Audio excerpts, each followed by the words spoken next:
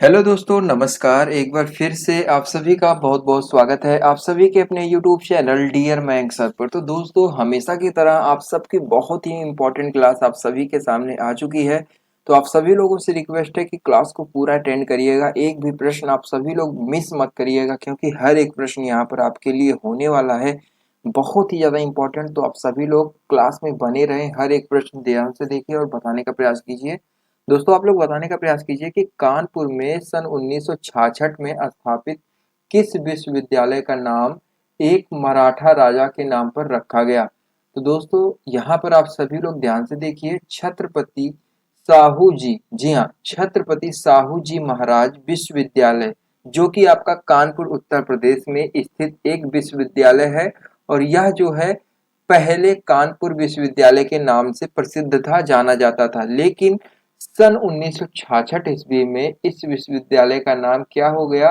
मैं आपको बताना चाहूंगा कि कानपुर विश्वविद्यालय की स्थापना जो है सन 1966 ईस्वी में, जी हाँ, सन 1966 ईस्वी में आगरा विश्वविद्यालय से संबंध महाविद्यालयों के विभाजन से हुई थी। और उत्तर प्रदेश की पूर्व मुख्यमंत्री जो है सुश्री मायावती, आप सभी लोगों को पता होगा इनके बारे में, इन्होंने कानपुर विश्वविद्यालय का नाम जो है बदल कर कोल्हापुर के मराठा राजा साहू चतुर्थ के नाम पर जो है छत्रपति साहू जी महाराज विश्वविद्यालय रख दिया। तो इसका नामकरण जो चेंज हुआ है वो किसने कराया है? मायावती ने। तो ऑप्शन नंबर आप सभी लोग देख सकते हैं यहाँ पर, क्या छत्रपति साहू जी महाराज आपका बिल्कुल करेक्ट हो जाएगा। चलिए, छत्रपति साहू जी महाराज विश्वविद्यालय, ऑप्शन नंबर सी वाला। और आप सभी को एक चीज और ध्यान में रखना है कि अभी हाल ही में इलाहाबाद का जो नाम योगी जी ने चेंज कराया है, क्या हो गया है? इलाहाबाद का नाम प्रयागराज हो गया है, जो कि प्राचीन में यही नाम से जाना जाता था। और बढ़ते अगले प्रश्न की तरफ, बीएचयू जो है किस शहर में स्थित है? बहुत ही आसान, बहुत ही अच्छा प्रश्न आप सभी के सामने आ चुका है।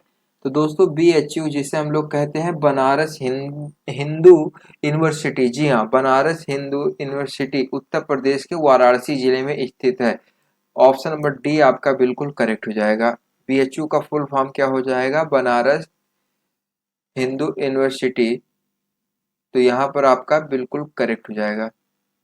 चलिए, अगला प्रश्न आप सभी के सामने है कि मिट्टी की बारात नामक कविता संग्रह के लेखक कौन है? तो दोस्तों, आप सभी लोग बताने का प्रयास कीजिए। तो मिट्टी की बारात हिंदी के विख्यात साहित्यकार शिव मंगल सिंह सुमन द्वारा रचित एक कविता है। तो यहाँ पर ऑप्शन नंबर बी आपका बिल्कुल करेक्ट हो जाएगा। अगला प्रश्न आप सभी से पूछा जा रहा है कि कंप्यूटर प्रणाली में निम्न में से सबसे अधिक संग्रह क्षमता किसकी होती है? तो दोस्तों, आप सभी लोग ध्यान दीजिए। यहाँ पर मैं आपको बताना चाहूंगा कि जो 8 बिट होता है वो 1 बाइट के बराबर होता है। जी हाँ, 8 बिट होता है, 1 बाइट के बराबर होता है। और आप सभी को पता होगा कि 1024 बाइट जो होता है, 1024 बाइट, ये होता है 1 केबी के बराबर। ठीक है। और 1024 किलो बाइट की बात करें, 1024 किलो बाइट की बात करें, तो यह किसके बराबर होता है? 1 मेगाबाइट के होता है। किसके? 1 मेगाबाइट के। तो इसे हम लोग एमबी भी लिख सकते हैं। आप सभी लोग यहाँ पर ध्यान दीजिए। एमबी को हम लोग फुल फॉर्म में क्या जान सकते हैं? मेगाबाइट। तो 1024 किलो बाइट को हम लोग केबी कह सकते हैं। तो 1024 केबी होता है, वो होता है 1 मेगाबाइट के, 1 एमबी के बराबर होता है। और दोस्तों, 1024 मेगाबाइट मतलब 1024 एमबी जो होता है 1 गीगाबाइट के बराबर होता है, मतलब 1 जीबी के बराबर होता है। तो आप सभी को ये सब चीजें ध्यान में रखना है, बहुत ही इंपॉर्टेंट है। देखिए, ये पॉइंट तो आप सभी लोग जानते होंगे, क्योंकि डेली बेसिस पर यूज भी करते हैं अपने मोबाइल में। डाटा यूज 1.5 जीबी मिलता होगा 239 के रिचार्ज में। तो वही 1024 एमबी जो होता है 1 जीबी के बराबर होता है। और दोस्तों, यदि आगे बात करें तो 1024 गीगाबाइट मतलब 1000 गीगाबाइट 1024 गीगाबाइट और 1000 GB जो होता है ये होता है किसके बराबर? 1 टेराबाइट के टीबी के बराबर। तो यहाँ पर ये चीजें इंपॉर्टेंट है। तो यहाँ पर आपसे पूछा जा रहा था कि कंप्यूटर प्रणाली में निम्न में से सबसे अधिक संग्रह क्षमता किसकी होती है? तो यहाँ पर कंप्यूटर प्रणाली में सबसे अधिक संग्रह क्षमता जो होती है वो टेराबाइट में होती है। तो यहाँ पर टेराबाइट आप सभी का देख सकते हैं बिल्कुल करेक्ट हो जाएगा। ऑप्शन नंबर सी वाला टेराबाइट, ऑप्शन नंबर सी बिल्कुल करेक्ट हो जाएगा। 1 टेराबाइट जो होता है वो 1024 GB के बराबर होता है। अगला प्रश्न है, इनमें से कौन सी कंप्यूटर प्रोग्रामिंग भाषा नहीं है?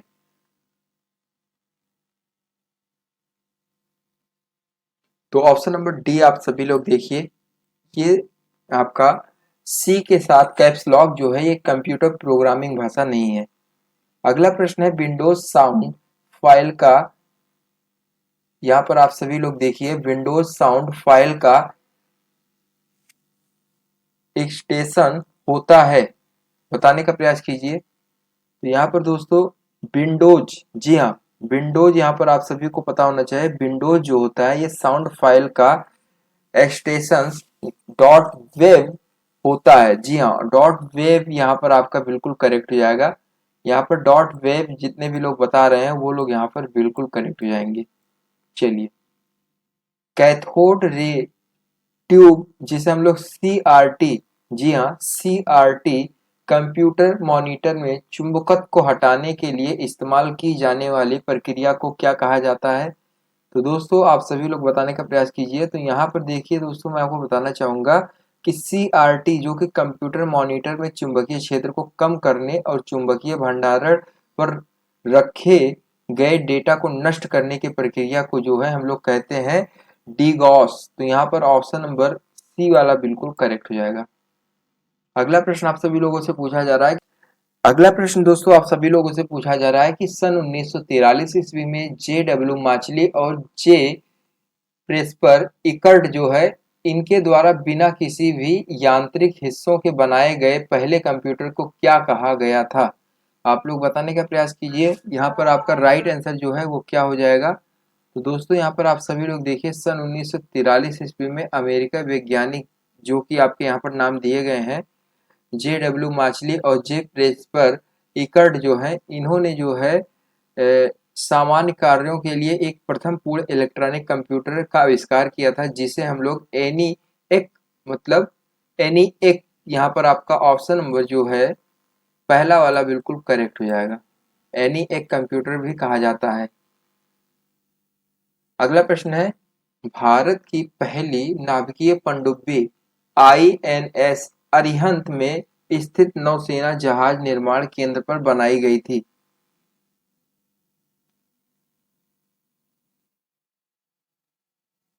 कहाँ पर बनाई गई थी दोस्तों? विशाखापट्टनम में। चलिए, अगला प्रश्न है, परमाणु बम बनाने के लिए सामान्यतः निम्नलिखित में से किस तत्व का उपयोग किया जाता है? हीलियम, रेडियम, यूरेनियम या एक्टिनियम? तो दोस्तों यहाँ पर आप सभी लोग बताने का प्रयास कीजिए। तो परमाणु बम बनाने के लिए जो है यूरेनियम का उपयोग किया जाता है। गैसों के संबंध में निम्नलिखित में से कौन सा कथन आपका सत्य है? तो दोस्तों आप सभी लोग ध्यान से देखिए और बताने का प्रयास कीजिए आपका राइट आंसर क्या हो जाएगा। तो गैसों का ना तो आयतन निश्चित होता है और ना ही इनका आकार निश्चित होता है, ठीक है। और ये जो है जिस पात्र मतलब जिस बर्तन में रखी जाती हैं उसी आयतन और आकार के अनुरूप जो है इनके अणु जो है पूरे बर्तन में विस्तारित हो जाते हैं, ठीक है। तो यहाँ पर आप सभी लोग ध्यान से देखिए, आपसे पूछा जा रहा है कि गैसों के संबंध में निम्नलिखित में से कौन सा कथन सत्य है? तो गैसों का ना तो कोई आयतन होता है, ना तो आयतन निश्चित होता है और ना ही इनका आकार निश्चित होता है, ठीक है। तो आप लोग देख सकते हैं, ना तो निश्चित आयतन होता है और ना ही निश्चित आकार होता है। तो ऑप्शन नंबर आपका यहाँ पर जो बी वाला है बिल्कुल करेक्ट हो जाएगा। अगला प्रश्न है, कब अग्नि ज्वलनशील नहीं हो पाती है? बताइए। हवा में ऑक्सीजन 20% से कम होने पर, या आपके बी सी डी 3 ऑप्शंस और दिए गए हैं, आप लोग देखिए ध्यान से बताने का प्रयास कीजिए। तो वायु में जो है 21% ऑक्सीजन, जिसे हम लोग O2 के नाम से जानते हैं, होती है, लेकिन अग्नि जो है ये ज्वलनशील होने के लिए 15 से 16% ऑक्सीजन ही पर्याप्त है। तो यहाँ पर आपको मैं बताना चाहूँगा कि हवा में 15% से कम ऑक्सीजन होने पर जो है क्या होता है, अग्नि ज्वलनशील नहीं हो पाती है। तो यहाँ पर 15% से कम, ऑप्शन नंबर बी यहाँ पर आपका बिल्कुल राइट हो जाएगा। निम्नलिखित में से कौन सा फास्फोरस का एक प्रमुख स्रोत है? तो दोस्तों फास्फोरस जो है खनिज हमारे शरीर की जो अस्थियों के निर्माण के लिए अनिवार्य है। तो आप सभी को यहाँ पर ध्यान में रखना है कि यह शरीर में ऊर्जा प्रदान करती है और नई कोशिका के निर्माण में भी महत्वपूर्ण भूमिका निभाती है। तो यहाँ पर आप सभी को एक चीज ध्यान में रखना है कि फास्फोरस जो है प्रोटीन युक्त भोजन जैसे दूध के उत्पादन और मांस, सेम आदि में प्रचुर मात्रा में पाई जाती है। तो यहाँ पर दूध तो आपका बिल्कुल करेक्ट हो जाएगा। इसके अलावा आपका जो राइट आंसर इसमें और हो सकता है, अगर ऑप्शन में कभी पूछा जाए तो जैसे प्रचुर मात्रा तो दूध में तो पाई ही जाती है, उसके अलावा मांस में और सेम में भी अधिक मात्रा में पाई जाती है फास्फोरस। अगला प्रश्न है, निम्नलिखित विकल्पों में से उस हार्मोन्स की पहचान करें जो बच्चों के बढ़ने में सहायक होता है। बहुत ही आसान प्रश्न है दोस्तों, आप सभी लोगों ने पढ़ा होगा। तो मानव में ऐसा कौन सा हार्मोन्स है बच्चों में जो पाया जाता है, जो उनके ग्रोथ में आवश्यक होता है?